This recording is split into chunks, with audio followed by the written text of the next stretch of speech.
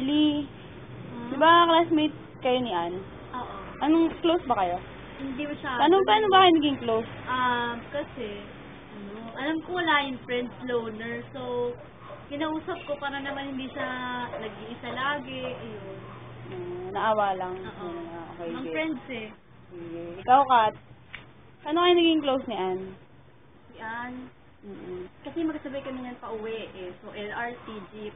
Eh, syempre, kasabay mo pa uwi lang naman hindi mo kausapin. Mapipilitan ka na lang. So, no choice yun. No choice.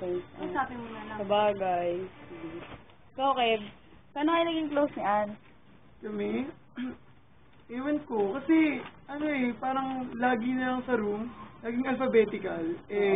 Alonia, tapos Alvarez. Oo, katabi. Yun, ewan ko. Medyo user kasi si Ann. Parang lagi siya nangangalabit. Parang kahit ayoko siyang kausapin, kasi sobrang daldal. Kahit quiz? Kahit quiz, sobra. Pag quiz lalo. Grabe. Kahit 1 feet apart, ang haba ng kamay. Grabe. Grabe. Sige, salamat Neil. Uy, paano kayo naging close ni Ann? Ann? Oo. Lagi kasi nung magkagrupo nun. Oh.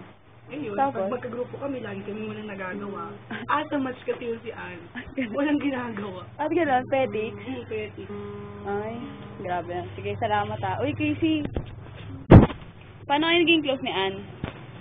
Actually, wala talaga akong intention na maging ka-close si Ann. Kaso si Kat kasi una kong friend. Lagi siyang kasabay ni Kat. So, no choice na lang. Plastic na Sabagay. Ganun ka naman Sige. Ikaw, Kimby. Paano kayo naging close ni Ann? Close ba? Close ba kami yan? Ano ba? Paano ba? Sige na, close na nga. Ako yung si Tayo original. DOST. Tapos sila Poresian girl. Tapos sabay ata kayo manood ng Pili. Tapos, ayun. Para pampalaki lang ng circle, di ba? Para may makisircle, masama lang si Ann para maraming ganyan. Kunyari masaya. Kunyari ilalim. Pampadami lang.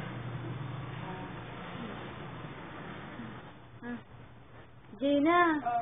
Ay. Paano kayo naging close ni Ann? Hindi din kami ganun ka-close. Ay, hindi kayo Pero close. kasi, parang, kasi diba lagi kami kasabay ni Kat? Ayun, syempre. Wala parang nahingaan na din ako. Kasi parang lagi na siya ipapapansin, gano'n. Sige na nga. No choice din.